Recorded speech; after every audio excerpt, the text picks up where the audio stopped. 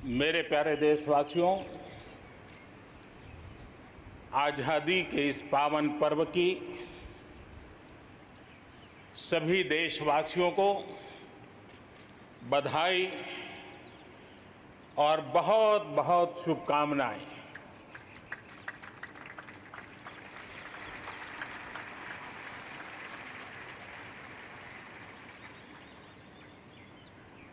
आज जो हम स्वतंत्र भारत में सांस ले रहे हैं, उसके पीछे मां भारती के लाखों बेटे बेटियों, उनका त्याग, उनका बलिदान और मां भारती को आज़ाद कराने के संकल्प के प्रति उनका समर्पण आज ऐसे सभी हमारे स्वातंत्र्य सेनानियों का, आज़ादी के वीरों का, नर बांकुरों का, वीर शहीदों का नमन करने का ये पर्व है। हमारे फौज के जाबाज जवान, हमारे अर्धसैनिक बल, हमारे पुलिस के जवान, सुरक्षा बल से जुड़े हुए हर कोई मां भारती के रक्षा में जुटे रहते हैं, सामान्य मानवीय की सुरक्षा में जुटे रहते हैं। आज उन सबको भी हृदयपूर्वक, आदरपूर्वक स्मरण करने का, उनके महान त्याग तपस्या को नमन करने का पर्व है। एक नाम और, श्री अरविंद घोष क्रांति दूत से लेकर आध्यात्म की यात्रा, आज उनके संकल्प, उनका जन्म जयंती है। हमें उनके संकल्पों को, हमारे संकल्पों को पूर्ण करने के उनकी तरफ से आशीर्वाद बने रहे। हम एक विशिष्ट परिस्थिति से गुजर रहे हैं। आज छोटे छोटे बालक मेरे सामने नजर नहीं आ रहे। भारत का उज्जवल भविष्य क्यों? कोरोना ने सबको रोका हुआ है। कोरोना के कालखंड में लक्षावधि कोरोना वॉरियर्स, चाहे डॉक्टर हो, नर्सिस हो, सफाई कर्मी हो, एम्बुलेंस चलाने वाले लोग हो, किस किस के नाम गिनाऊंगा। उन लोगों ने इतने लंबे समय तक जिस प्रकार से सेवा परमो धर्मः इस मंत्र को जी करके दिखाया है, पूर्ण समर्पण भाव से मां भारती के लालों की सेवा की है, ऐसे सभी कोरोना वॉरियर्स को भी मैं आज नमन करता हूं। इस कोरोना के कालखंड में अनेक हमारे भाई बहन इस कोरोना के संकट में प्रभावित हुए हैं। कई परिवार प्रभावित हुए हैं। कईयों ने अपनी जान भी गंवाई है। मैं ऐसे सभी परिवारों के प्रति अपनी संवेदनशीलता प्रकट करता हूं और इस कोरोना के खिलाफ मुझे विश्वास है 130 करोड़ देशवासियों की अदम्य इच्छा शक्ति, संकल्प शक्ति हमें उसमें भी विजय दिलाएगी और हम विजयी होके रहेंगे।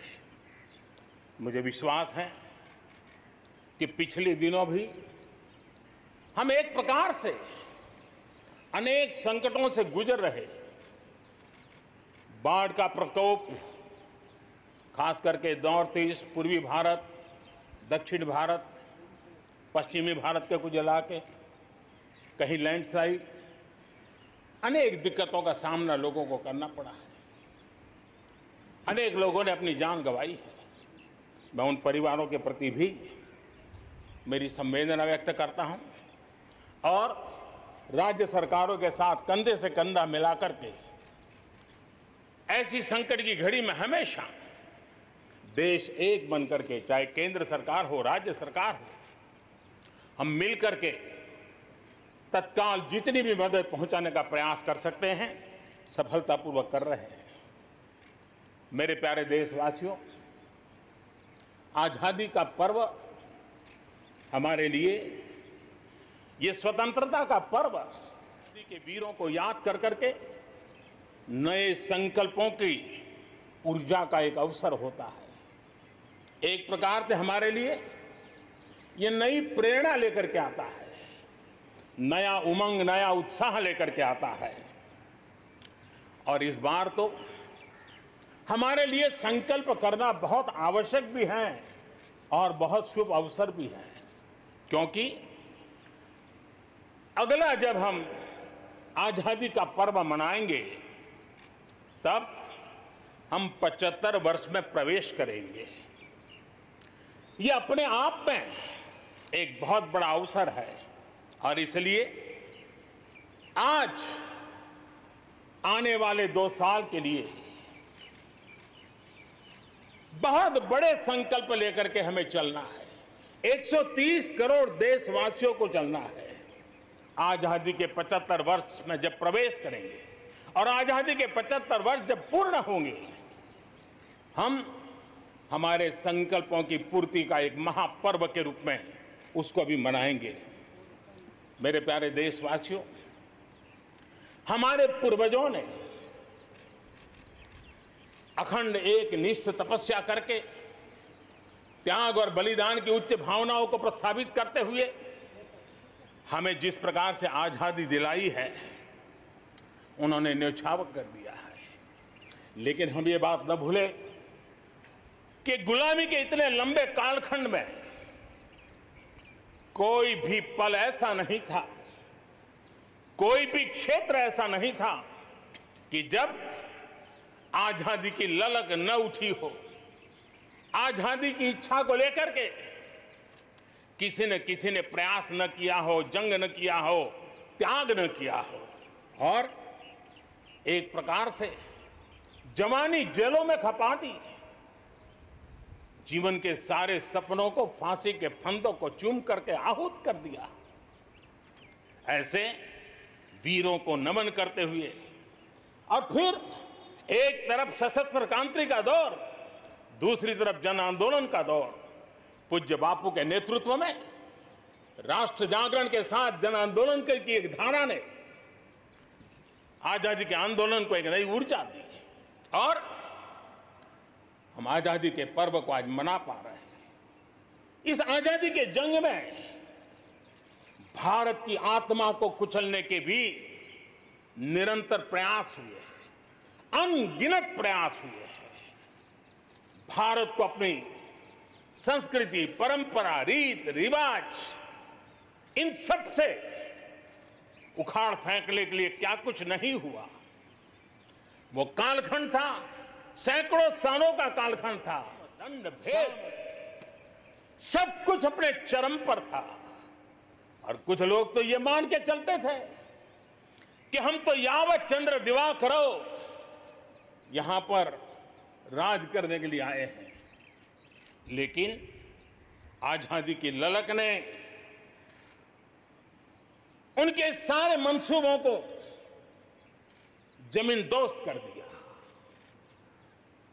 उनकी सोच थी कि इतना बड़ा विशाल देश, अनेक राजे रजवाड़े, भांति भांति की बोलियां, पहनवेश, खान पान, अनेक भाषाएं, इतनी विविधताओं के कारण बिखरा हुआ देश कभी एक होकर के आजादी का जंग लड़ नहीं सकता है। लेकिन इस देश की प्राण शक्ति वो पहचान नहीं पाए।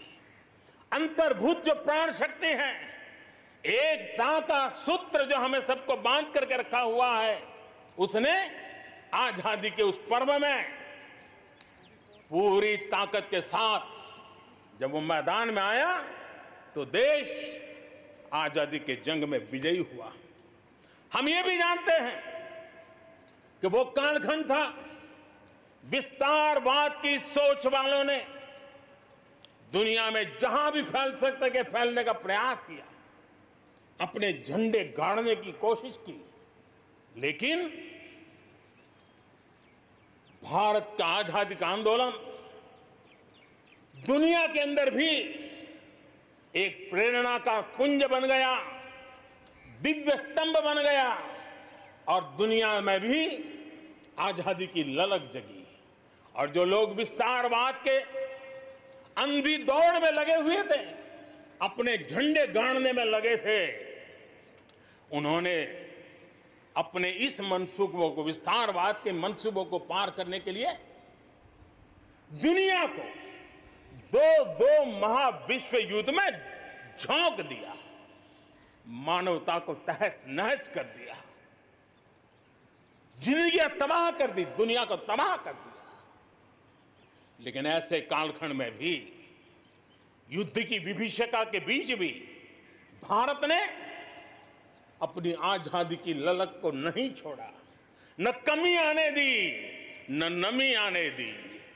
देश बलिदान करने की जरूरत पड़ी, बलिदान देता रहा, कष्ट झेलने की जरूरत पड़ी, कष्ट झेलता रहा, जन आंदोलन खड़ा करने की जरूरत पड़ी, जन आंदोलन खड़ा करता रहा। और भारत की ये लड़ाई ने दुनिया में आजादी के लिए एक माहौल बना दिया। और भारत की एक शक्ति ने दुनिया में जो बदलाव लाया, विस्तारवाद के लिए चुनौती बन गया भारत। इतिहास इस बात को कभी नकार नहीं सकता है। इतिहास इस बात को नहीं। मेरे प्यारे देशवासियों, आजादी की लड़ाई में पूरे विश्व में भारत ने अपनी एकजुटता की ताकत, अपनी सामूहिकता की ताकत, अपने उज्जवल भविष्य के प्रति अपना संकल्प, समर्पण और प्रेरणा, उस ऊर्जा को लेकर के देश आगे बढ़ता चला गया। मेरे प्यारे देशवासियों, कोरोना वैश्विक महामारी के बीच करोड़ भारतीयों ने संकल्प लिया, संकल्प आत्मनिर्भर बनने का। और आत्मनिर्भर भारत आज हर हिंदुस्तान के मन मस्तिष्क को में छाया हुआ है। आत्मनिर्भर भारत, ये सपना संकल्प में परिवर्तित देख रहे हैं। आत्मनिर्भर भारत ये एक प्रकार से शब्द नहीं, ये आज 130 करोड़ देशवासियों के लिए मंत्र बन गया है। हम जानते हैं, जब मैं आत्मनिर्भर की बात करता हूं, हम में से जो भी 25-30 साल की उम्र से ऊपर होंगे, उन सब ने अपने परिवार में अपने माता पिता या अपने बुजुर्गों से सुना होगा कि भाई बेटे बेटी, अब 20 साल 21 साल के हो गए हो, अब अपने पैरों पे खड़े हो जाओ। 20-21 साल में भी परिवार संतानों से अपने पैरों पर खड़े होने की अपेक्षा करता है। हम तो आजादी के 75 वर्ष के एक कदम दूर है, तब हमारे लिए भी भारत जैसे देश को अपने पैरों पर खड़ा होना अनिवार्य है। आत्मनिर्भर बनना अनिवार्य है। जो परिवार के लिए आवश्यक है, वो देश के लिए भी आवश्यक है। और इसलिए, और मुझे विश्वास है, भारत इस सपने को चरितार्थ करके रहेगा। और उसका कारण मेरे देश के नागरिकों के सामर्थ्य पर मुझे यकीन है। मुझे मेरे देश की प्रतिभा पर गर्व है। मुझे देश के युवाओं में, देश की मातृशक्ति में, हमारी महिलाओं में अप्रतिम सामर्थ्य जो है, उस पर मेरा भरोसा है। मेरा हिंदुस्तान की सोच, हिंदुस्तान का अप्रोच, इस पर विश्वास है। और इतिहास गवाह है कि भारत एक बार ठान लेता है तो भारत करके रहता है। और इसी के कारण जब हम आत्मनिर्भर की बात करते हैं तो दुनिया को भी उत्सुकता भी है, भारत से अपेक्षा भी है। और इसलिए हमें उस अपेक्षा को पूर्ण करने के लिए अपने आप को योग्य बनाना बहुत आवश्यक है। हमें अपने आप को तैयार करना बहुत आवश्यक है। भारत के चिंतन में भारत जैसे विशाल देश, भारत युवा शक्ति से भरा हुआ देश, आत्मनिर्भर भारत की पहली शर्त होती है आत्मविश्वास से भरा हुआ भारत। उसकी यही नींव होती है और यही विकास को नई गति, नई ऊर्जा देने का सामर्थ्य रहती है। भारत विश्व एक परिवार के संस्कारों से पला बड़ा हुआ है। अगर वेद कहते थे वसुधैव कुटुंबकम, तो विनोबा जी कहते थे जय जगत। और इसलिए हमारे लिए विश्व एक परिवार है। और इसलिए आर्थिक विकास भी हो, लेकिन साथ साथ मानव और मानवता का भी केंद्र स्थान होना चाहिए, इसका महत्व होना चाहिए। उसी को लेकर के हम चलते हैं। आज दुनिया इंटरकनेक्टेड है, आज दुनिया इंटरडिपेंडेंट है और इसलिए समय की मांग है कि विश्व अर्थव्यवस्था में भारत जैसे विशाल देश का योगदान बढ़ना चाहिए। विश्व कल्याण के लिए भी ये भारत का कर्तव्य है और भारत को अपना योगदान बढ़ाना है तो भारत को स्वयं को सशक्त होना होगा, भारत को आत्मनिर्भर होना होगा। हमें जग कल्याण के लिए भी अपने आप को सामर्थ्यवान बनाना ही पड़ेगा।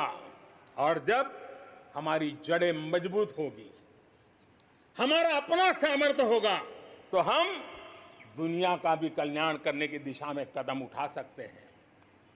हमारे देश में अथाक प्राकृतिक संपदा है, क्या कुछ नहीं है। आज समय की मांग है कि हमारे इन प्राकृतिक संसाधनों में हम वैल्यू एडिशन करें, हम हमारे मानव संपदा में मूल्य वृद्धि करें, नई ऊंचाइयों पर ले जाएं। और हम देश में कब तक कच्चा माल विदेश भेजते रहेंगे, रॉ मटेरियल कब तक दुनिया में भेजते रहेंगे। और देखिए तो रॉ मटेरियल दुनिया में भेजना और फिनिश गुड को दुनिया से वापस लाना, ये खेल कब तक चलेगा। और इसलिए हमें आत्मनिर्भर बनना होगा। हमारी हर शक्ति पर वैश्विक आवश्यकताओं के अनुसार मूल्य वृद्धि करना है, ये हमारा दायित्व है। ये वैल्यू एडिशन करने की दिशा में हम आगे बढ़ना चाहते हैं। हम विश्व में योगदान करने के लिए हम आगे बढ़ना चाहते हैं। विश्व में हम कुछ न कुछ, उसी प्रकार से कृषि क्षेत्र, एक समय था जब हम बाहर से गेहूं मंगवा करके अपना पेट भरते थे। देश के किसानों ने वो कमाल करके दिखा दिया। आत्मनिर्भर भारत आज कृषि क्षेत्र में बना है। आज भारत के किसान, भारत के नागरिकों का ही पेट भरते इतना नहीं है। आज भारत वो स्थिति में है कि दुनिया में जिसकी जरूरत है उसको भी हम अन्न दे सकते हैं। अगर ये हमारी शक्ति है, आत्मनिर्भर की ये ताकत है, तो हमारे कृषि क्षेत्र में भी मूल्य वृद्धि आवश्यक है। वैश्विक आवश्यकताओं के अनुसार हमारे कृषि जगत में बदलाव की आवश्यकता है। विश्व की अपेक्षाओं को पूरा करने के लिए हमने हमारे कृषि जगत को भी आगे बढ़ाने की जरूरत है।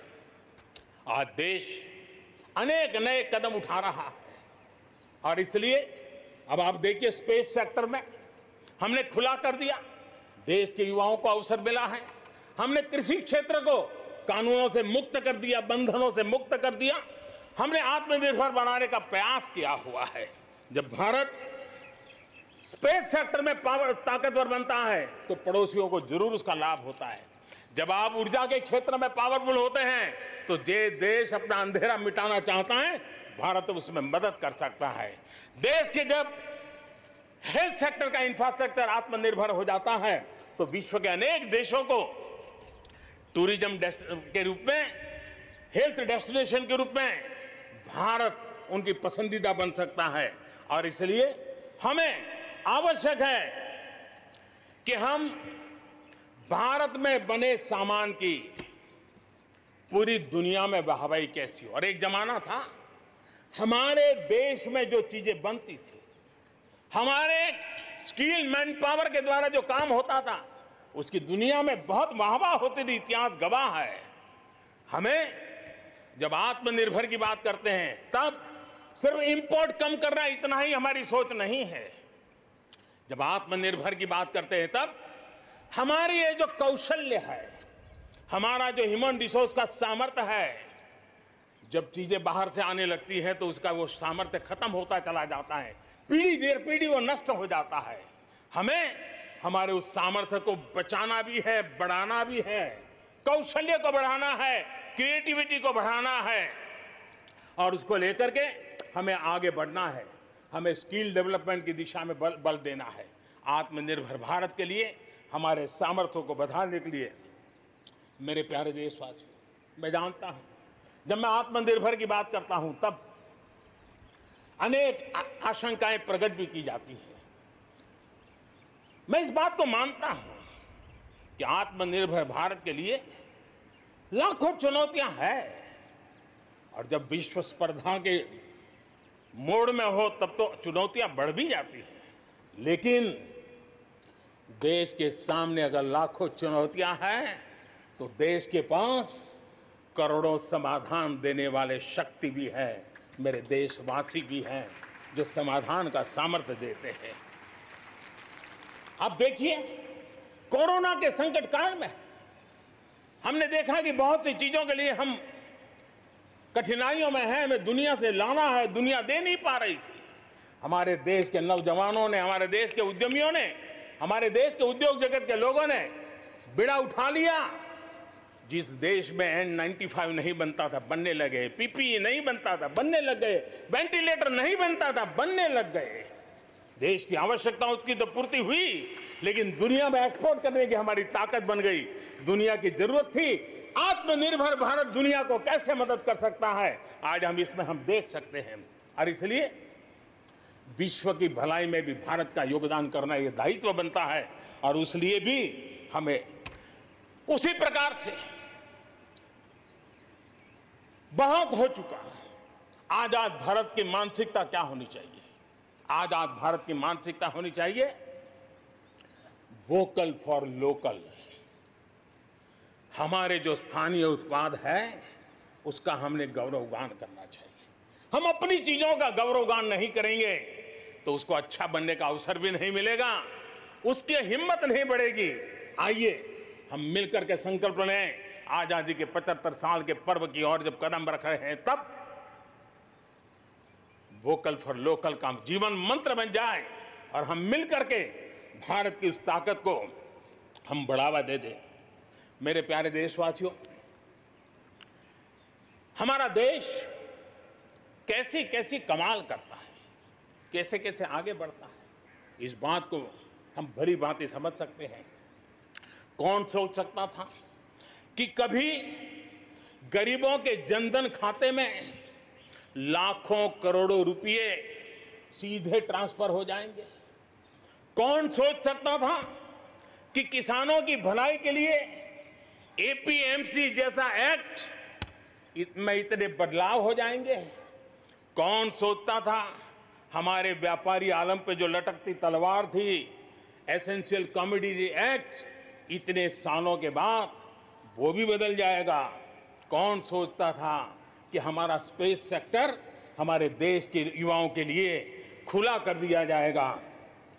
आज हम देख रहे हैं, राष्ट्रीय शिक्षा नीति हो, one nation one ration card की बात हो, वन नेशन वन ग्रिड की बात हो, वन नेशन वन टैक्स की बात हो, इंसॉल्वेंसी और बैंकरप्सी कोड उसकी बात हो, चाहे बैंकों को मर्जर करने का प्रयास हो, देश की सच्चाई बन चुकी है, देश की हकीकत है। भारत में परिवर्तन के इस कालखंड में रिफॉर्म्स के परिणामों को दुनिया देख रही है। एक के बाद एक दूसरे से जुड़े हुए हम जो रिफॉर्म्स कर रहे हैं उसको दुनिया बहुत बारीकी से देख रही है। और उसी का कारण है बीते वर्ष भारत में एफडीआई में अब तक के सारे रिकॉर्ड तोड़ दिए। फॉरेन डायरेक्ट इन्वेस्टमेंट अब तक के सारे रिकॉर्ड तोड़ दिए। बीते वर्ष भारत में एफडीआई में 18% की वृद्धि हुई है, बढ़ोतरी हुई है। और इसलिए कोरोना काल में भी दुनिया की बड़ी बड़ी कंपनियां भारत की ओर रुख ले रही हैं। ये विश्वास ऐसे ही पैदा नहीं हुआ है, ऐसे ही दुनिया मोहित नहीं हुई है। इसके लिए भारत ने अपनी नीतियों पर, भारत ने अपने लोकतंत्र पर, भारत ने अपनी अर्थव्यवस्था की बुनियाद की मजबूती पर जो उसने ये विश्वास जगाया है। दुनिया भर के अनेक बिजनेस भारत को सप्लाई चेन के केंद्र के रूप में आज देख रहे हैं। अब हमें मेक इन इंडिया के साथ साथ मेक फॉर वर्ल्ड ये मंत्र को लेकर के भी हमें आगे बढ़ना है। 130 करोड़ देशवासियों का सामर्थ्य जब एक ही समय में, जरा याद कीजिए पिछले कुछ दिन, और 130 करोड़ देशवासियों के सामर्थ्य के लिए गर्व कीजिए। कोरोना के इस महाकालखंड में एक तरफ चक्रवात, पूरब में भी चक्रवात, पश्चिम में भी चक्रवात, बिजली गिरने से अनेक लोगों की मौत की खबरें, कहीं पर बार बार भूस्खलन की घटनाएं, छोटे मोटे भूकंप के झटके। इतना कम था तो हमारे किसानों के लिए टिड्डी दल की आपत्तियां आई।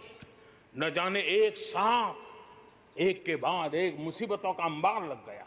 लेकिन उसके बावजूद भी देश जरा भी अपना विश्वास नहीं खोया। देश आत्मविश्वास के साथ आगे बढ़ता जाया गया। देशवासियों के जीवन को, देश की अर्थव्यवस्था को कोरोना के प्रभाव से जल्दी बाहर निकालना आज हमारी प्राथमिकता है। इसमें अहम भूमिका रहेगी नेशनल इंफ्रास्ट्रक्चर पाइपलाइन प्रोजेक्ट की। इस पर 110 लाख करोड़ उससे भी ज्यादा खर्च किए जाएंगे।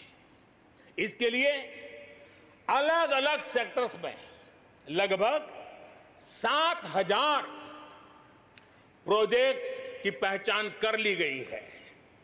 इससे देश के ओवरऑल इंफ्रास्ट्रक्चर डेवलपमेंट को एक नई दिशा भी मिलेगी, एक नई गति भी मिलेगी। और इससे हमेशा ये कहा जाता है, ऐसे संकट की घड़ी में जितना ज्यादा इंफ्रास्ट्रक्चर को बल दिया जाए ताकि आर्थिक गतिविधि बढ़ती है, लोगों को रोजगार मिलता है, काम मिलता है, उसके जुड़े हुए कई काम एक साथ चल जाते हैं। छोटे बड़े उद्योग, किसान, हर मध्यम वर्ग को इसका बहुत लाभ होता है। और आज मैं एक बात स्मरण करना चाहता हूं, जब अटल बिहारी वाजपेयी हमारे देश के प्रधानमंत्री थे, तब उन्होंने स्वर्णिम चतुर्भुज की एक बहुत बड़ी दूरगामी असर पैदा करने वाली योजना को प्रारंभ किया था और देश के रोड नेटवर्क के इंफ्रास्ट्रक्चर को नेक्स्ट जनरेशन पर ले गए थे। आज भी वो स्वर्णिम चतुर्भुज की तरफ देश बड़े गर्व से देख रहा है। हाँ, हमारा हिंदुस्तान बदल रहा है, देख रहा है। मेरे प्यारे देशवासियों, अटल जी ने अपने समय में एक काम किया, लेकिन अब हमें उसे आगे ले जाना है, हमें नई ओर ले जाना है। और अब हम साइलोज में नहीं चल सकते।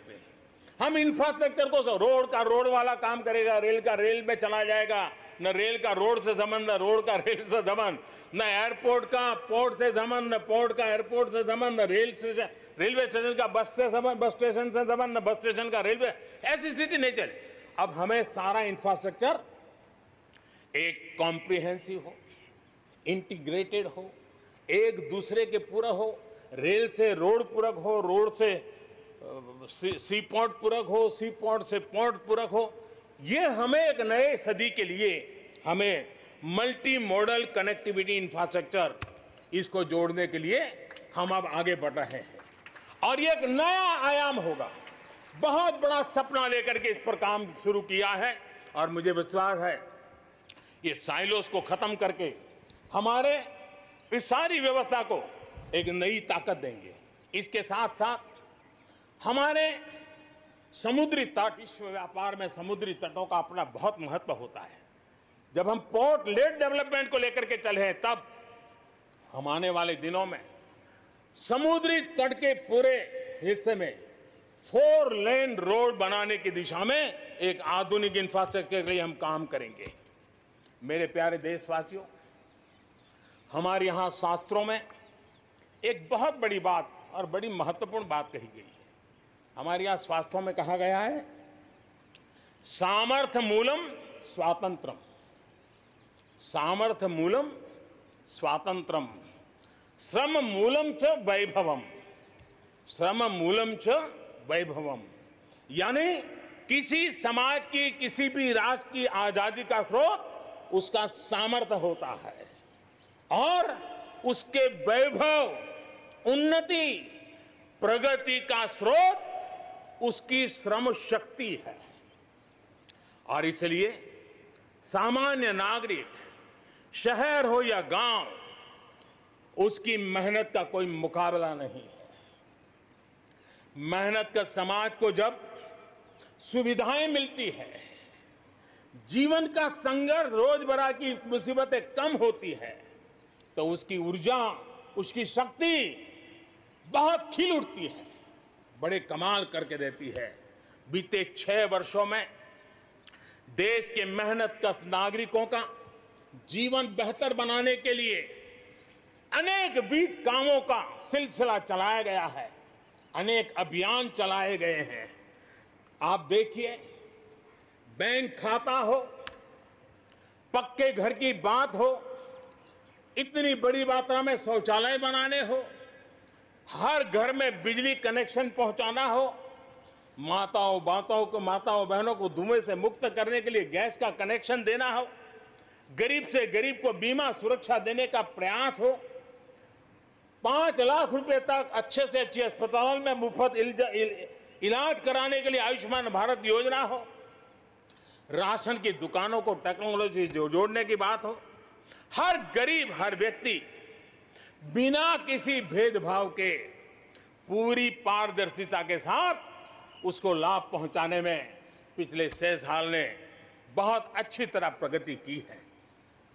कोरोना के संकट में भी इन व्यवस्थाओं में बहुत मदद मिली है।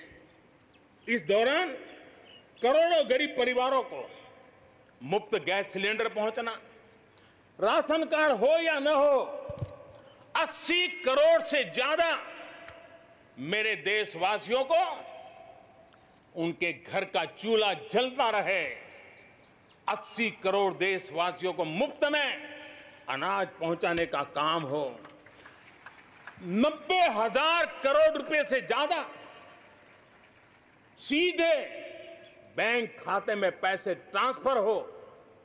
कुछ वर्ष पहले तो सोच भी नहीं सकते थे, कल्पना ही नहीं कर सकते थे कि दिल्ली 1 रुपये से 1 रुपया निकले और 100 के 100 पैसे गरीब के खाते में जमा हो जाए। ये पहले कभी सोचा भी नहीं जा सकता है। अपने ही गांव में रोजगार के लिए गरीब कल्याण रोजगार अभियान शुरू किया गया है। श्रमिक साथी खुद को रीस्किल करे, अपस्किल करे, इस पर विश्वास करते हुए, श्रम शक्ति पे भरोसा करते हुए, गांव के संसाधनों पर भरोसा करते हुए, हम वोकल फॉर लोकल को बल देते हुए, रीस्किल, अपस्किल के द्वारा हम हमारे देश की श्रम शक्ति को, हमारे गरीबों को एम्पावर करने की दिशा में हम काम कर रहे हैं। शहर में हमारे जो श्रमिक हैं, क्योंकि आर्थिक गतिविधि का केंद्र शहर है, गांव से लोग दूर दूर से शहरों में आते हैं। स्ट्रीट वेंडर्स हो, रेडी पटरी वाले लोग हो, आज बैंकों से उनको सीधा पैसा देने की योजना चल रही है। लाखों लोगों ने इतने कम समय में, कोरोना के कालखंड में इसका फायदा उठाया है। अब उनको कहीं से ज्यादा ब्याज से खानगी स्तर पर पैसे लेने की जरूरत नहीं पड़ेगी, बैंक से वो अधिकार से अपने पैसे ले पाएगा। उसी प्रकार से जब शहर में हमारे श्रमिक आते हैं, उनको रहने की अगर अच्छी सुविधा मिल जाए तो उनकी कार्य क्षमता में भी बहुत बढ़ोतरी होती है। और इसी बात को ध्यान में रखते हुए शहर के अंदर उनके लिए हमने आवास की व्यवस्था की एक बहुत बड़ी योजना बनाई। शहर के अंदर जब श्रमिक आएगा तो वो अपने काम के लिए मुक्त मन से पूरे विश्वास के साथ आगे बढ़ पड़ेंगे। मेरे प्यारे देशवासियों, ये भी सही है कि विकास की इस यात्रा में भी हमने देखा है जैसे समाज जीवन में कुछ तबके पीछे रह जाते हैं, गरीबी से बाहर निकल नहीं पाते हैं, वैसे राष्ट्र जीवन में भी कुछ क्षेत्र होते हैं, कुछ भूभाग होते हैं, कुछ इलाके होते हैं जो पीछे रह जाते हैं। आत्मनिर्भर भारत बनाने के लिए हमारे लिए संतुलित विकास बहुत आवश्यक है और हमने 110 से ज्यादा आकांक्षी जिले आइडेंटिफाई किए हैं। उन 110 जिले जो एवरेज से भी पीछे हैं, उनको राज्य की और राष्ट्र की एवरेज तक ले आना है। सभी पैरामीटर में लेता है। वहां के लोगों को बेहतर शिक्षा मिले, वहां के लोगों को बेहतर स्वास्थ्य सुविधाएं मिले, वहां के लोगों को रोजगार के स्थानीय अवसर पैदा हो। और उसके लिए लगातार हमने इन 110 जिले जो हमारी विकास यात्रा में कहीं पीछे छूट गए हैं, उनको आगे ले जाने के लिए प्रयास कर रहे हैं। मेरे प्यारे देशवासियों, आत्मनिर्भर भारत की अहम प्राथमिकता आत्मनिर्भर कृषि और आत्मनिर्भर किसान, और इसको हम कभी भी नजरअंदाज नहीं कर सकते हैं। किसान को पिछले दिनों हमने देखा है, एक के बाद एक रिफॉर्म आजादी के इतने सालों के बाद किए गए हैं। किसान को तमाम बंधनों से मुक्त करना हो, वो काम हमने कर दिया है। आप सोच नहीं सकते होंगे, हमारे देश में आप अगर साबुन बनाते हैं, हिंदुस्तान के कोने में जाके साबुन बेच सकते हैं। आप अगर कपड़ा बनाते हैं, हिंदुस्तान के किसी कोने में जाके कपड़ा बेच सकते हैं। आप चीनी बनाएं, आप चीनी बेच सकते हैं। लेकिन मेरा किसान, बहुत लोगों को पता नहीं होगा, मेरे देश का किसान जो उत्पादन करता था, न वो अपनी मर्जी से बेच सकता था, न अपनी मर्जी से जहां बेचना चाहता था वहां बेच सकता था। उसके लिए जो दायरा तय किया था वहीं बेचना पड़ता था। उस सारे बंधनों को हमने खत्म कर दिया है। अब हिंदुस्तान का किसान उस आजादी की सांस को ले पाएगा ताकि वो हिंदुस्तान के किसी में भी, दुनिया के किसी भी कोने में अपना माल बेचना चाहता है, वो अपने टर्म्स पर बेच पाएगा। इस बात को हमने किसान की आय को बढ़ाने के लिए अनेक वैकल्पिक चीजों को भी बल दिया है। उसके किसानी में इनपुट कॉस्ट कैसे कम हो, सोलार पंप, उसको डीजल पंप से मुक्ति कैसे दिला दे, अन्नदाता ऊर्जादाता कैसे बने, मधुमक्खी पालन हो, फिशरीज हो, पोल्ट्री हो, ऐसे अनेक चीजें उसके साथ जुड़ जाएं ताकि उसकी आय दोगुना हो जाए। उस दिशा में हम लगातार काम कर रहे हैं। आज समय की मांग है, हमारा कृषि क्षेत्र आधुनिक बने, मूल्य वृद्धि हो, वैल्यू एडिशन हो, फूड प्रोसेसिंग हो, पैकेजिंग की व्यवस्था हो, उसको संभालने की व्यवस्था हो, और इसलिए अच्छे इंफ्रास्ट्रक्चर की जरूरत है। आपने देखा होगा इस कोरोना कालखंड में ही पिछले दिनों 1 लाख करोड़ रुपया एग्रीकल्चर इंफ्रास्ट्रक्चर के लिए भारत की सरकार ने आवंटित किए हैं, और इंफ्रास्ट्रक्चर जो किसानों की भलाई के लिए होगा, और इसके कारण किसान अपना मूल्य भी प्राप्त कर सकेगा, दुनिया के बाजार में बेच भी पाएगा, विश्व बाजार में उसकी पहुंच बढ़ेगी। आज हमने ग्रामीण उद्योगों को मजबूत करने की जरूरत है। ग्रामीण क्षेत्रों में विशिष्ट प्रकार से आर्थिक क्लस्टर बनाने जाएंगे। कृषि और गैर कृषि उद्योगों को गांव के अंदर एक जाल बनाई जाएगी, और उसके कारण उसके साथ साथ किसानों के लिए जो नई एफपीओ हमने बनाने का, किसान उत्पादक संघ बनाने का जो हमने कोशिश की है, वो अपने आप में एक बहुत बड़ा इकोनॉमिकल एम्पावरमेंट का काम करेगा। भाइयों बहनों, मैंने पिछली बार यहां पर जल जीवन मिशन की घोषणा की थी। आज उसको 1 साल हो रहा है। मैं आज गर्व से कह सकता हूं कि जो हमने सपना लिया है कि पीने का शुद्ध जल, नल से जल हमारे देशवासियों को मिलना चाहिए। स्वास्थ्य की समस्याओं का समाधान भी शुद्ध पीने के जल से जुड़ा हुआ होता है। अर्थव्यवस्था में भी उसका बहुत बड़ा योगदान होता है और उसको लेकर के जल जीवन मिशन शुरू किया। आज मुझे संतोष है कि प्रतिदिन हम 1 लाख से ज्यादा घरों में जल पहुंचा रहे हैं, पाइप से जल पहुंचा रहे हैं और पिछले 1 साल में 2 करोड़ परिवारों तक हम जल पहुंचाने में यशस्वी हुए हैं। और विशेष करके जंगलों में दूर दूर रहने वाले हमारे आदिवासियों के घरों तक ये पहुंचाने का काम, बड़ा अभियान चला है। और मुझे खुशी है कि आज जल जीवन मिशन ने देश में एक तंदुरुस्त स्पर्धा का माहौल बनाया है। जिले जिले के बीच में तंदुरुस्त स्पर्धा हो रही है, नगर नगर के बीच में तंदुरुस्त स्पर्धा हो रही है, राज्य राज्य के बीच में तंदुरुस्त स्पर्धा हो रही है। हर किसी को लग रहा है कि प्रधानमंत्री का जल जीवन मिशन का जो सपना है उसको हम जल्दी से जल्दी अपने क्षेत्र में पूरा करेंगे। कोऑपरेटिव कॉम्पिटिटिव फेडरलिज्म को एक नई ताकत इस जल जीवन मिशन के साथ जुड़ गई है और उसके साथ भी हम आगे बढ़ रहे हैं। मेरे प्यारे देशवासियों, चाहे हमारा कृषि का क्षेत्र हो, चाहे हमारे लघु उद्योगों का क्षेत्र हो, चाहे हमारे नौकरी पेशा करने वाले समाज के लोग हो, ये करीब करीब सभी लोग एक प्रकार से भारत का मध्यम वर्गीय बहुत बड़ा संपुट है। और मध्यम वर्ग से निकले हुए प्रोफेशनल्स आज दुनिया में अपना डंका जमा रहे हैं। मध्यम वर्ग से निकले हुए हमारे डॉक्टर, इंजीनियर, वकील, साइंटिस्ट, सब कोई दुनिया के अंदर अपना नाम डंडा जमा रहे हैं। और इसलिए ये बात तय है कि मध्यम वर्ग को जितने अवसर मिलते हैं वो अनेक गुना ताकत के साथ उभर करके आते हैं। और इसलिए मध्यम वर्ग को सरकारी दखलंदाजी से मुक्ति चाहिए। मध्यम वर्ग को अनेक विध नए अवसर चाहिए, उसको खुला मैदान होना चाहिए। और हमारी सरकार लगातार मध्यम वर्ग के इन सपनों को पूरा करने के लिए काम कर रही है। मध्यम वर्ग ये मिरेकल करने की ताकत रखता है। ईज ऑफ लिविंग, इसका सबसे बड़ा लाभ किसी को होना है तो मेरे मध्यम वर्गीय परिवारों को होना है। सस्ते इंटरनेट की बात हो, चाहे सस्ते स्मार्टफोन की बात हो, या उड़ान के तहत हवाई जहाज की टिकटें बहुत मिनिमम हो जाने की बात हो, या हमारे हाईवेज हो, इंफॉर्मेशन वेज हो, ये सारी चीजें मध्यम वर्ग की ताकत को बढ़ाने वाली है। आज आपने देखा होगा मध्यम वर्ग में जो गरीबी से बाहर निकला है उसका पहला सपना होता है अपना घर होना चाहिए। वो एक बराबरी की जिंदगी जाना चाहता है। देश में बहुत बड़ा काम हमने ईएमआई के क्षेत्र में किया और उसके कारण होम लोन सस्ते हुए। और जब एक घर के लिए लोन लेता है तो लोन पूरी करते करते करीब 6 लाख रुपया कि उसको छूट मिल जाती है।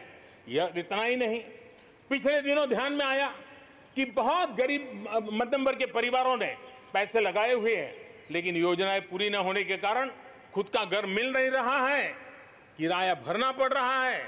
भारत सरकार ने 25,000 करोड़ रुपया का विशिष्ट फंड बना करके ये जो आधे अधूरे घर हैं उनको पूरा करके मध्यम वर्गीय परिवारों को घर मिल जाए, उसके लिए हमने अब कदम उठाया है। जीएसटी में बहुत तेजी से टैक्सेशन कम हुआ है, इनकम टैक्स कम हुआ है। आज मिनिमम उस प्रकार के व्यवस्थाओं के साथ हम देश को आगे बढ़ाने का प्रयास कर रहे हैं। कोऑपरेटिव बैंकों को आरबीआई से जोड़ना ये अपने आप में मध्यम वर्गीय परिवारों के पैसों को सुरक्षित रखने की गारंटी इसके साथ जुड़ी हुई है।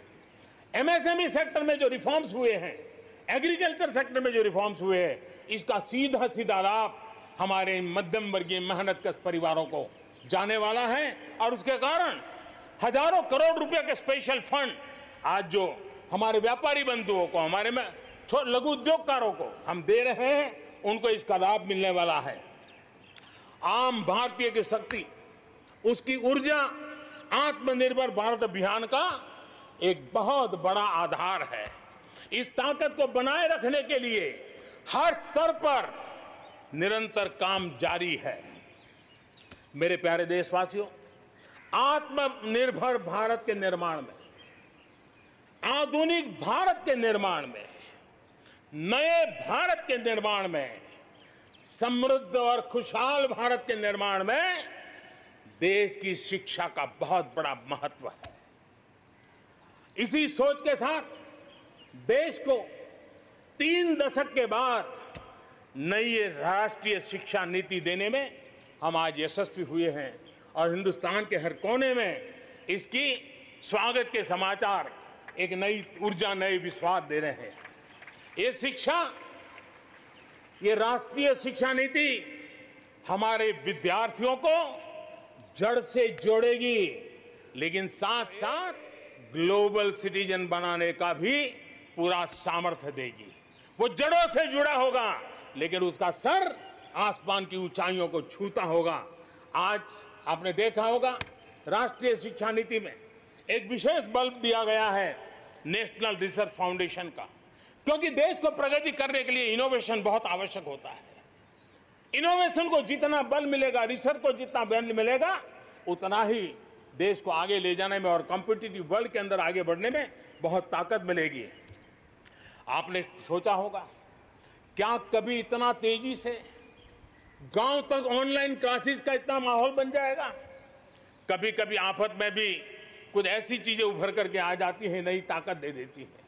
और इसलिए आपने देखा होगा कोरोना काल में ऑनलाइन क्लासेस एक प्रकार से कल्चर बन गया है। आप देखिए ऑनलाइन डिजिटल ट्रांजैक्शन वो भी कैसे बढ़ रहे हैं।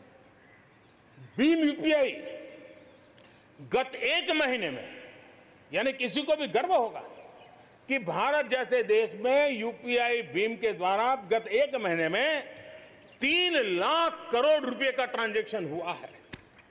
अपने आप में हम किस प्रकार से बदली हुई स्थितियों को स्वीकार करने लगे हैं, ये इसका नमूना है।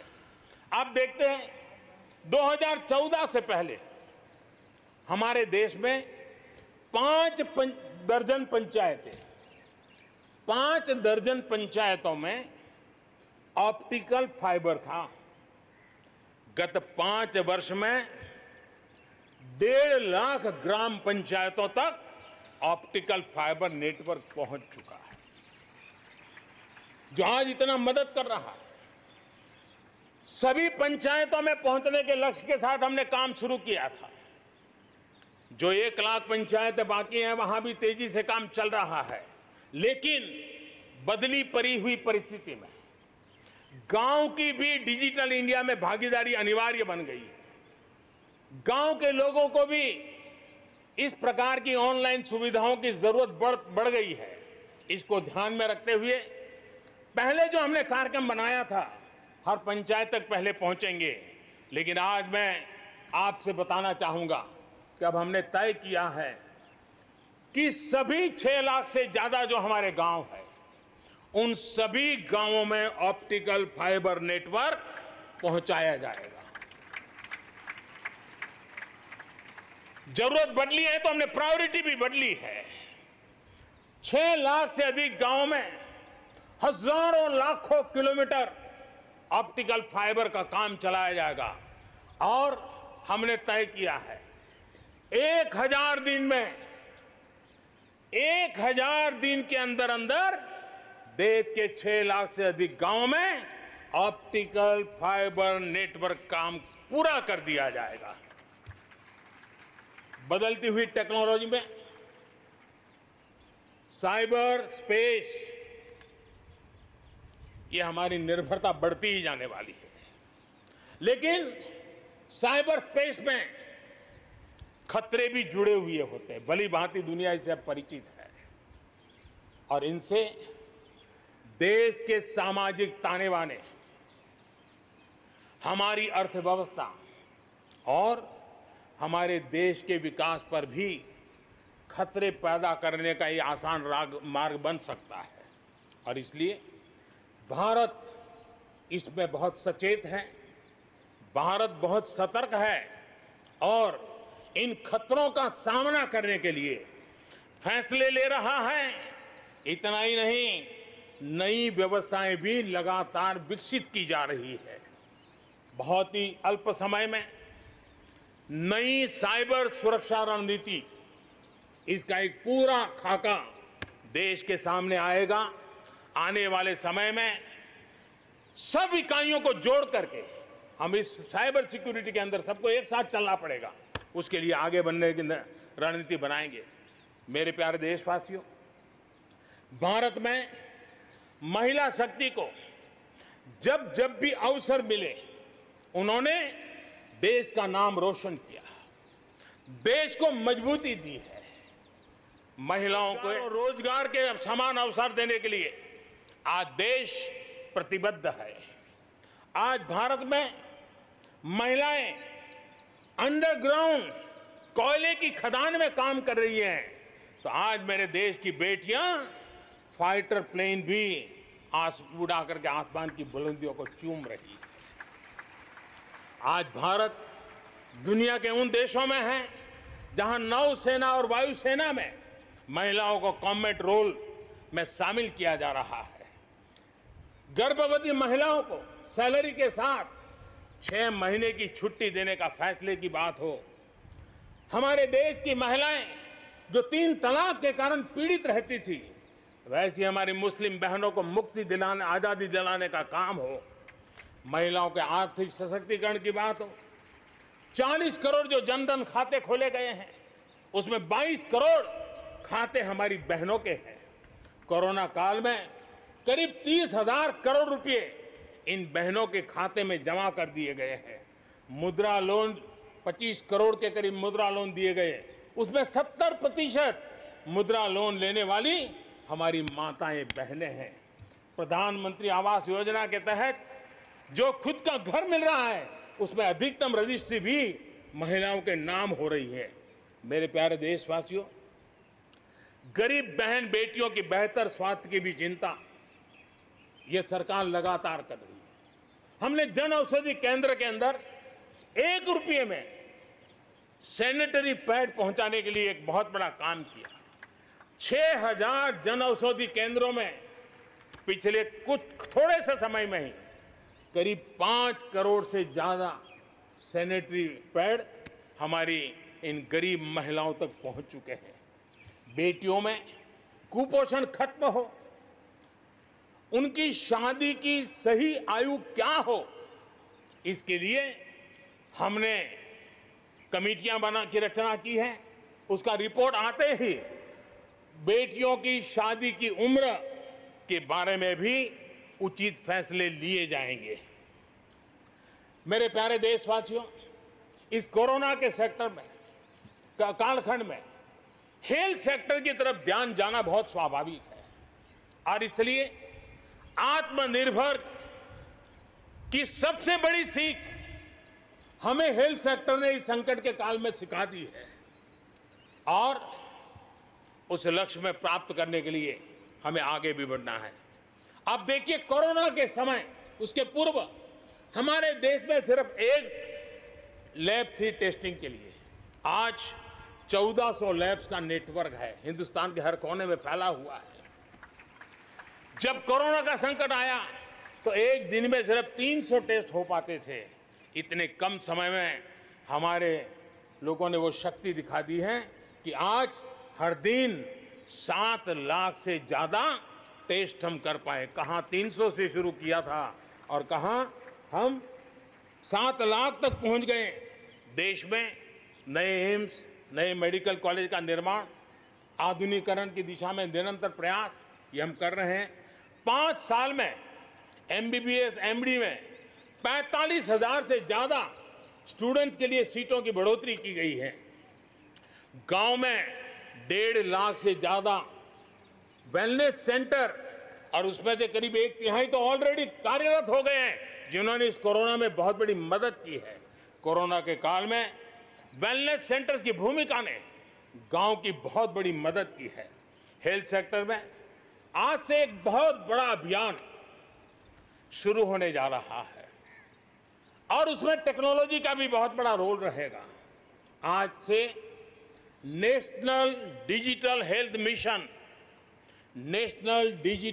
मिशन, उसका भी आरंभ किया जा रहा है। भारत के हेल्थ सेक्टर में ये एक नई क्रांति ले आएगा।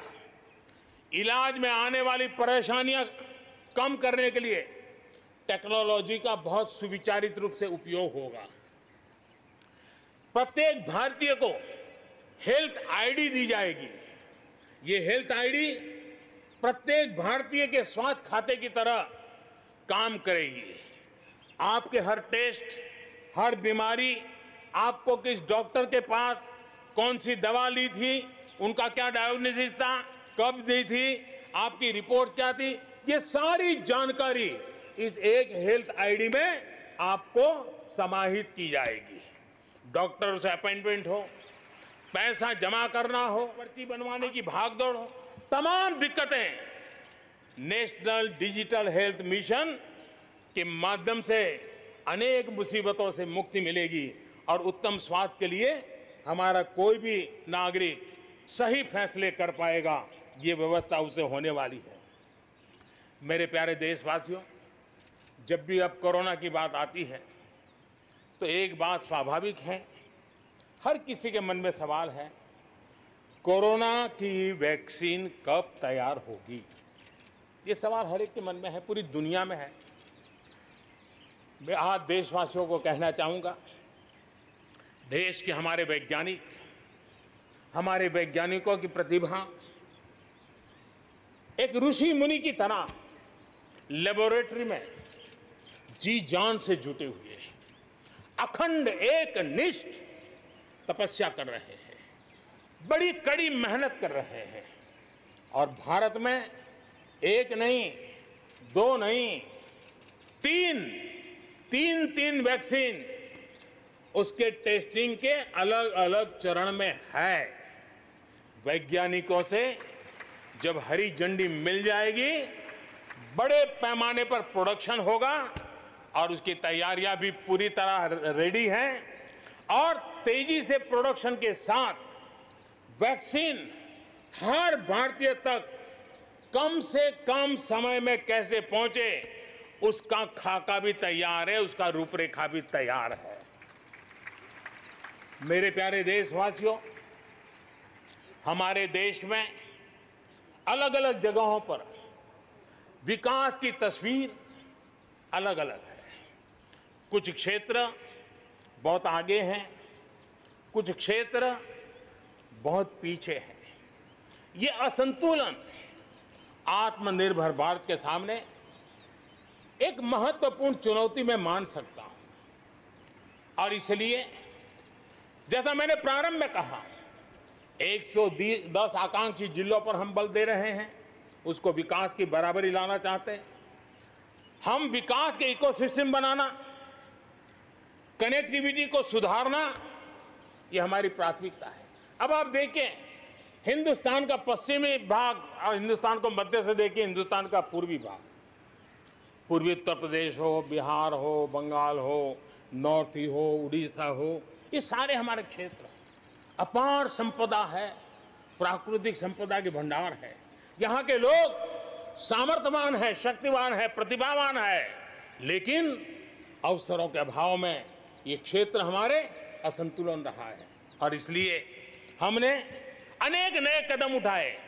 ईस्टर्न डेडिकेटेड फ्रेट कॉरिडोर हो, पूर्व में गैस पाइपलाइन से जोड़ने की बात हो, नए रोड रेल का इंफ्रास्ट्रक्चर खड़ा करना हो, वहां नए पोर्ट बनाने हो, यानी एक प्रकार से पूरा डेवलपमेंट के लिए जो इंफ्रास्ट्रक्चर का खाका होना चाहिए, बड़ा होलिस्टिक तरीके से विकसित हम कर रहे हैं ताकि हमारे क्षेत्र भी विकास की दिशा में। उसी प्रकार से लेह लद्दाख, करगिल, जम्मू कश्मीर, एक क्षेत्र, एक प्रकार से इस क्षेत्र को 1 वर्ष पूर्व 370 से आजादी मिल चुकी है, 1 साल पूरा हो चुका है। ये 1 साल जम्मू कश्मीर के एक नई विकास यात्रा का बड़ा महत्वपूर्ण पड़ाव है। ये 1 साल वहां महिलाओं को, दलितों को मूलभूत अधिकारों को देने वाला कालखंड रहा है। ये हमारे शरणार्थियों को गरिमापूर्ण जीवन का भी 1 साल रहा है। विकास का लाभ गांव और गरीब तक पहुंचाने के लिए बैक टू विलेजेस जैसे विशेष अभियान चलाए जा रहे हैं। आयुष्मान योजना को बेहतरीन तरीके से आज जम्मू कश्मीर लद्दाख के क्षेत्र में उपयोग किया जा रहा है। मेरे प्यारे देशवासियों, लोकतंत्र की मजबूती, लोकतंत्र की सच्ची ताकत हमारी चुनी हुई स्थानीय इकाइयों में है। हम सभी के लिए गर्व की बात है कि जम्मू कश्मीर में स्थानीय इकाइयों के जनप्रतिनिधि सक्रियता और संवेदनशीलता के साथ के नए युग को आगे बढ़ा रहे हैं। मैं उनके वहीं के सभी पंच सरपंचों को हृदय से बहुत बहुत बधाई देता हूं विकास यात्रा में उनकी सक्रिय भागीदारी के लिए। जम्मू कश्मीर में डिलिमिटेशन की प्रक्रिया चल रही है। सुप्रीम कोर्ट के निवृत्त न्यायमूर्ति के नेतृत्व में डिलिमिटेशन का काम चल रहा है और जल्दी से डिलिमिटेशन का काम पूरा होते ही भविष्य में वहां चुनाव हो, जम्मू कश्मीर के एमएलए हो, जम्मू कश्मीर के मंत्रीगण हो, जम्मू कश्मीर के मुख्यमंत्रीगण हो, नई ऊर्जा के साथ विकास के मार्ग पर आगे बढ़े। इसके लिए देश प्रतिबद्ध भी है और प्रयासरत भी है। लद्दाख को केंद्र शासित प्रदेश बना करके बरसों पुरानी जो उनकी मांग थी, उनकी आकांक्षा थी, उस आकांक्षा को हमने पूर्ण करने का, उनको सम्मानित करने का एक बहुत बड़ा काम किया है। हिमालय की ऊंचाइयों में बसा लद्दाख विकास के नए शिखर की ओर आगे बढ़ रहा है। अब सेंट्रल यूनिवर्सिटी वहां पर बन रही है, नए रिसर्च सेंटर बन रहे हैं, होटल मैनेजमेंट के कोर्सेज वहां चल रहे हैं। बिजली के लिए 7,500 मेगावाट के सोलर पार्क के निर्माण की योजना बन रही है। लेकिन मेरे प्यारे देशवासियों, लद्दाख की कई विशेषता हैं। उन विशेषताओं को हमें संभालना भी है, संवारना भी है। और जैसे सिक्किम ने, हमारे नॉर्थ ईस्ट में सिक्किम ने अपनी एक ऑर्गेनिक स्टेट की पहचान बनाई है, वैसे ही लद्दाख, लेह, करगिल, ये पूरा क्षेत्र हमारे देश के लिए कार्बन न्यूट्रल इकाई के रूप में उसकी पहचान बना सकता है। और इसके लिए भारत सरकार वहां के नागरिकों के साथ मिलकर के एक नमूना रूप, प्रेरणा रूप कार्बन न्यूट्रल और वो भी विकास का मॉडल, वहां की आवश्यकताओं की पूर्ति वाला मॉडल, उस दिशा में हम आगे बढ़ रहे हैं। मेरे प्यारे देशवासियों, भारत ने दिखाया है कि पर्यावरण के साथ संतुलन रखते हुए भी तेज विकास संभव है। आज भारत वन वर्ल्ड, वन सन, वन ग्रिड के विजन्स के साथ पूरी दुनिया में को खास करके सूर्य ऊर्जा के क्षेत्र में प्रेरित कर रहा है। रिन्यूएबल एनर्जी के उत्पादन के मामले में आज भारत दुनिया के 5 टॉप देशों में अपनी जगह बना चुका है। प्रदूषण के समाधान को लेकर भारत सजग भी है और भारत सक्रिय भी है। स्वच्छ भारत अभियान हो, धुआं मुक्त रसोई गैस की व्यवस्था हो, एलईडी बल्ब का अभियान हो, सीएनजी आधारित ट्रांसपोर्टेशन की व्यवस्था हो, इलेक्ट्रिक मोबिलिटी के लिए प्रयास हो, हम कोई कसर नहीं छोड़ रहे हैं। पेट्रोल से प्रदूषण को कम करने के लिए इथेनॉल उत्पादन उसको बढ़ाने पर और उसके इस्तेमाल पर बल दिया जा रहा है। 5 साल पहले हमारे देश के अंदर इथेनॉल की क्या स्थिति थी? 5 साल पहले हमारे देश में 40 करोड़ लीटर उत्पादन होता था। आज 5 साल में 5 गुना हो गया और आज 200 करोड़ लीटर इथेनॉल हमारे देश में बन रहा है, जो पर्यावरण के लिए बहुत उपयोगी हो रहा है। मेरे प्यारे देशवासियों, देश के 100 शहरों में, चुने हुए 100 शहरों में प्रदूषण कम करने के लिए हम एक होलिस्टिक अप्रोच के साथ, एक इंटीग्रेटेड अप्रोच के साथ, एक जन भागीदारी के साथ, आधुनिक टेक्नोलॉजी का उपयोग भरपूर करते हुए हम उसे प्रदूषण कम करने की दिशा में एक मिशन मोड में काम करने वाले हैं।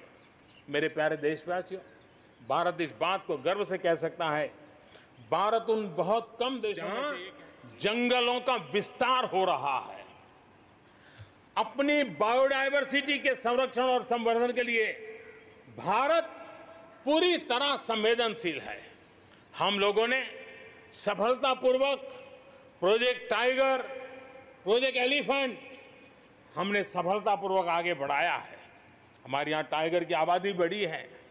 अब आने वाले दिनों में एशियाटिक लायन, प्रोजेक्ट लायन की शुरुआत हो रही है और उसमें प्रोजेक्ट लायन भारतीय शहरों की रक्षा, सुरक्षा, आवश्यक इंफ्रास्ट्रक्चर और विशेष करके उनके लिए जो आवश्यक होता है स्पेशल प्रकार का हेल्थ इंफ्रास्ट्रक्चर, उस पर भी काम किया जाएगा और प्रोजेक्ट लाइन पर बल दिया जाएगा। साथ ही एक और काम को भी हम बढ़ावा देना चाहते हैं और वो है प्रोजेक्ट डॉल्फिन चलाया जाएगा। नदियों में, समंदर में रहने वाली दोनों तरह की डॉल्फिन्स पर हम फोकस करेंगे। इससे बायोडायवर्सिटी को भी बल मिलेगा और रोजगार के अवसर भी मिलेंगे। ये टूरिज्म के आकर्षण का भी केंद्र होता है, तो इस दिशा में भी हम आगे बढ़ने वाले हैं। मेरे प्यारे देशवासियों, जब हम एक असाधारण लक्ष्य को लेकर के असाधारण यात्रा पर निकलते हैं तो रास्ते में चुनौतियों की भरमार होती है और चुनौतियां भी असामान्य होती है। इतनी आपदाओं के बीच ही सीमा पर भी देश के सामर्थ्य को चुनौती देने के दुष्प्रयास हुए हैं, लेकिन एलओसी से लेकर एलएसी तक देश की संप्रभुता पर जिस किसी ने आंख उठाई, देश की सेना ने, हमारे वीर जवानों ने उसका उसी की भाषा में जवाब दिया है।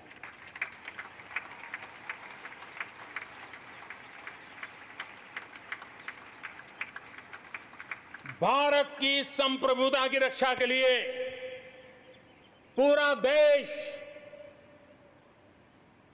एक जोश से भरा हुआ है, संकल्प से प्रेरित है और सामर्थ्य पर अटूट श्रद्धा के साथ आगे बढ़ रहा है। इस संकल्प के लिए हमारे वीर जवान क्या कर सकते हैं, देश क्या कर सकता है,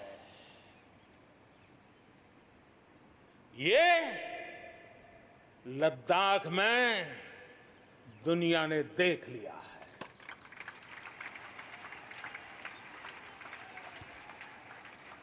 मैं आज मातृभूमि पर न्योछावर उन सभी वीर जवानों को लाल किले की प्राचीर से आदरपूर्वक नमन करता हूं।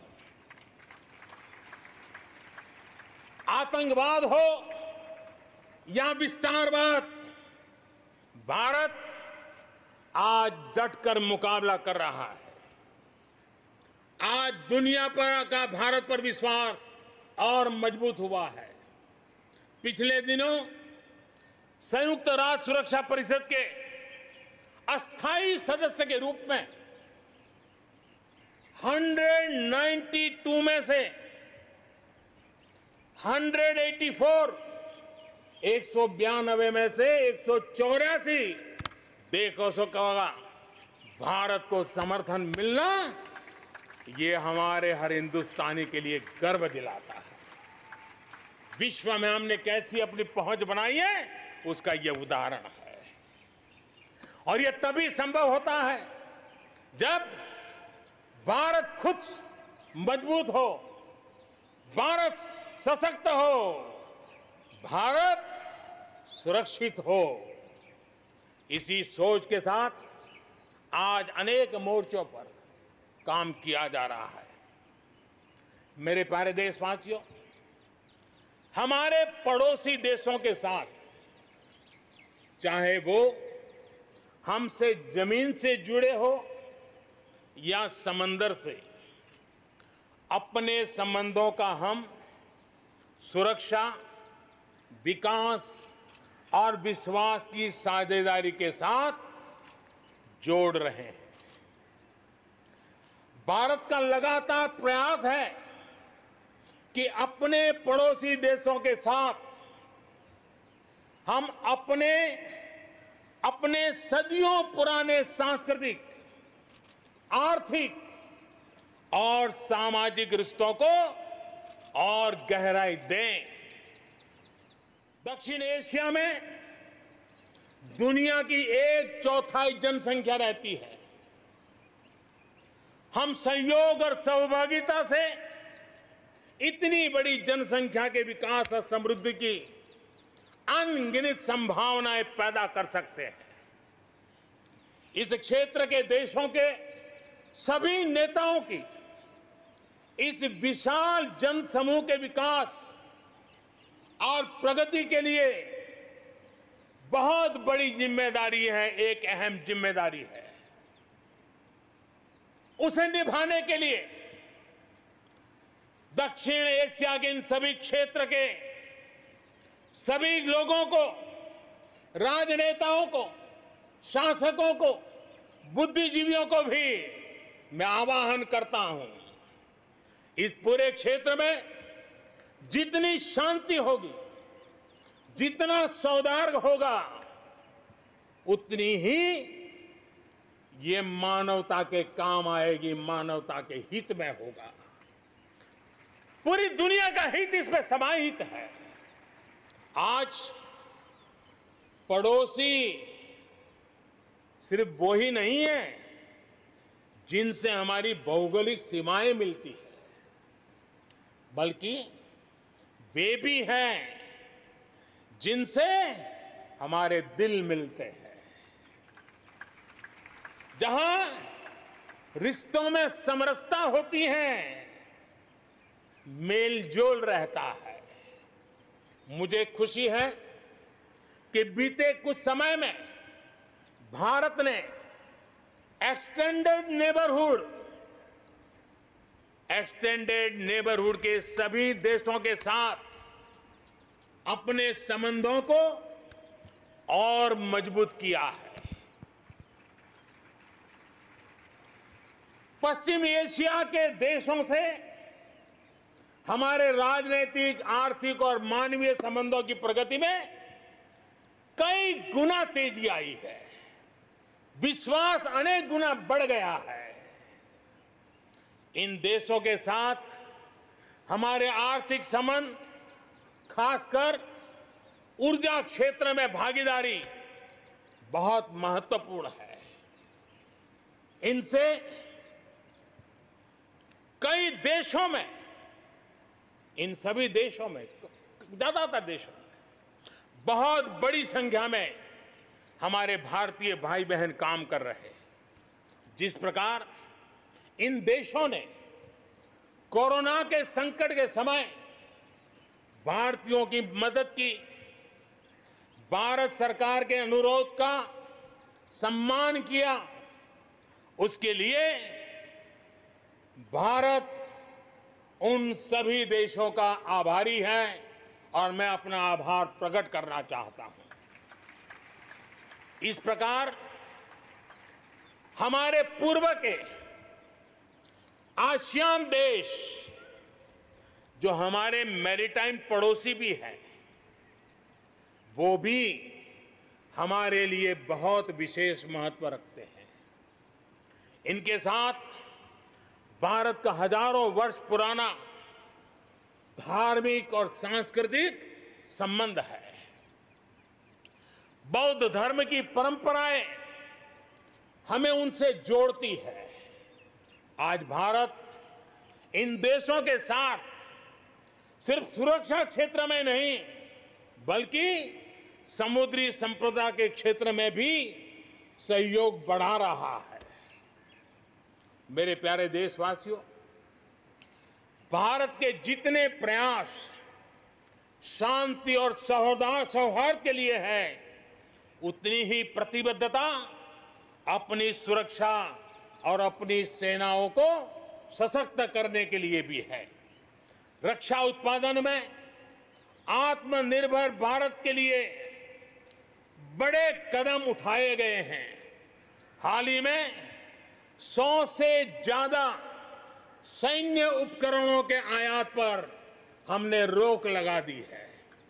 मिसाइलों से लेकर के हल्के युद्धक हेलीकॉप्टरों तक, असॉल्ट राइफल से लेकर ट्रांसपोर्ट एयरक्राफ्ट तक सभी मेक इन इंडिया हो गए। अपना तेजस भी अपनी तेजी और अपनी ताकत दिखाने के लिए तैयार हो रहा है।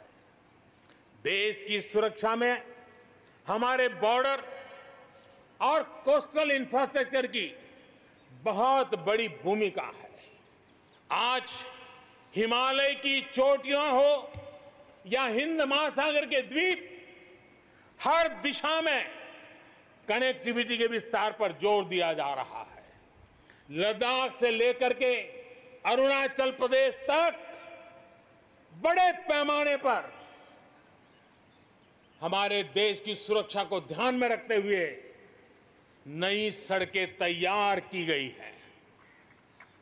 देश में, मेरे प्यारे देशवासियों, हमारा इतना बड़ा समुद्र तट है, लेकिन साथ साथ हमारे पास 1300 से ज्यादा आइलैंड्स हैं।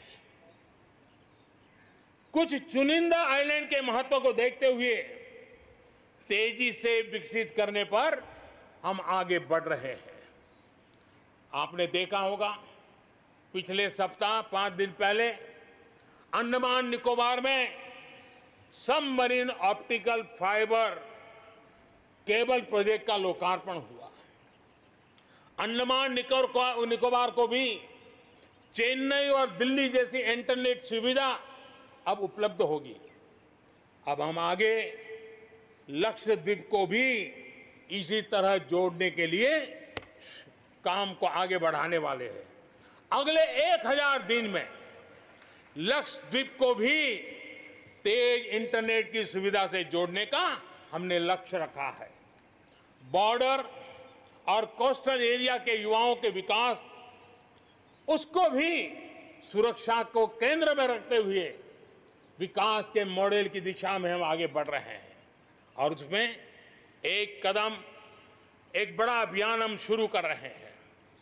हमारे जो बॉर्डर इलाके हैं, हमारे जो कोस्टल इलाके हैं, वहां के करीब 173 डिस्ट्रिक्ट हैं जो किसी न किसी देश की सीमा या समुद्री तट से जुड़े हुए हैं। आने वाले दिनों में एनसीसी का विस्तार उन बॉर्डर डिस्ट्रिक्ट के नौजवानों के लिए किया जाएगा। बॉर्डर एरिया के कैडेट्स को हम करीब 1 लाख नए एनसीसी के कैडेट तैयार करेंगे और उसमें 1/3 हमारी बेटियां हो, ये भी प्रयास रहेगा। बॉर्डर एरिया के कैडेट्स को सेना प्रशिक्षित करेगी। कोस्टल एरिया के जो कैडेट्स हैं उनको नेवी के लोग प्रशिक्षित करेंगे और जहां एयरबेस है वहां के कैडेट को एयरफोर्स की तरफ से ट्रेनिंग दी जाएगी। बॉर्डर और कोस्टल एरिया को आपदाओं से निपटने के लिए एक ट्रेन्ड मैन पावर मिलेगा। युवाओं को आर्म फोर्सेस में कैरियर बनाने के लिए जरूरी स्किल भी मिलेगी। मेरे प्यारे देशवासियों, पिछले वर्ष लाल किले से मैंने कहा था, बीते 5 साल आवश्यकताओं की पूर्ति और अगले 5 साल आकांक्षाओं की पूर्ति के हैं। बीते 1 साल में ही देश ने बड़े और महत्वपूर्ण फैसलों के पड़ाव को पार कर लिया है। गांधी 150 पर भारत ने गांवों को खुद को खुले में शौच से मुक्त किया है। आस्था की वजह से प्रताड़ित शरणार्थियों को नागरिकता देने का कानून, दलितों, पिछड़ों, ओबीसी के लिए, एससी, एसटी, ओबीसी के लिए आरक्षण के अधिकार को बढ़ाने की बात हो, असम और त्रिपुरा में ऐतिहासिक शांति समझौता हो, फौज की सामूहिक शक्ति को और प्रभावी बनाने के लिए चीफ ऑफ डिफेंस स्टाफ की नियुक्ति हो, करतारपुर साहिब कॉरिडोर का रिकॉर्ड समय में निर्माण हो, देश ने इतिहास बनाया, इतिहास बदले देखा, असाधारण काम करके दिखाया। 10 दिन पूर्व अयोध्या में भगवान राम के भव्य मंदिर का निर्माण शुरू हुआ। राम जन्मभूमि के सदियों पुराने शांतिपूर्ण समाधान हो चुका है। देश के लोगों ने जिस संयम के साथ और समझदारी के साथ आचरण किया है, व्यवहार किया है, यह अभूतपूर्व है और भविष्य के लिए हमारे लिए प्रेरणा का कारण है। शांति, एकता और सद्भावना, यही तो आत्मनिर्भर भारत की ताकत बनने वाली है। यही मेलजोल, यही सद्भाव भारत के उज्जवल भविष्य की गारंटी है। इसी सद्भाव के साथ हमें आगे बढ़ना है। विकास में के इस महायज्ञ में हर हिंदुस्तानी को अपनी कुछ न कुछ आहुति देनी है। इस दशक में भारत नई नीति और नई रीति के साथ ही आगे बढ़ेगा। जब साधारण से काम नहीं चलेगा, अब होती है चलती का वक्त अब चला गया। हमें दुनिया में किसी से कम नहीं, हम सबसे ऊपर रहने का प्रयास करेंगे और इसलिए हम सर्वश्रेष्ठ उत्पादन, सर्वश्रेष्ठ ह्यूमन रिसोर्सेज, सर्वश्रेष्ठ गवर्नेंस, हर चीज में सर्वश्रेष्ठ के लक्ष्य को लेकर के आजादी के 75 साल के लिए हमें आगे बढ़ना है। हमारी पॉलिसीज, हमारे प्रोसेस, हमारे प्रोडक्ट्स, सब कुछ उत्तम से उत्तम हो, बेस्ट हो, तभी एक भारत श्रेष्ठ भारत की परिकल्पना साकार होगी। आज हमें फिर से संकल्प लेने की जरूरत है। ये संकल्प आजादी के लिए बलिदान देने वालों के सपनों को पूरा करने का हो। ये संकल्प 130 करोड़ देशवासियों के लिए हो। ये संकल्प हमारी आने वाली पीढ़ियों के लिए हो, उनके उज्जवल भविष्य के लिए हो। ये संकल्प आत्मनिर्भर भारत के लिए हो। हमें शपथ लेनी होगी, हमें प्रतिज्ञा करनी होगी। हम आयात को कम से कम करने की दिशा में योगदान करेंगे। हम अपने लघु उद्योगों को सशक्त करेंगे। हम सब लोकल के लिए वोकल बनेंगे और हम ज्यादा इनोवेट करेंगे। हम एम्पावर करेंगे अपने युवाओं को, महिलाओं को, आदिवासियों को, दिव्यांगों को, दलितों को, गरीबों को, गांव को, पिछड़ों को, हर किसी को। आज भारत ने असाधारण गति से असंभव को संभव किया है। इसी इच्छा शक्ति, इसी लगन, इसी जज्बे के साथ प्रत्येक भारतीय को आगे बढ़ना है। वर्ष 2022 हमारी आजादी के 75 वर्ष का पर्व अब बस आ ही गया है। हम एक कदम दिन रात एक कर देना है। 21वीं सदी का ये तीसरा दशक हमारे सपनों को पूरा करने का दशक होना चाहिए।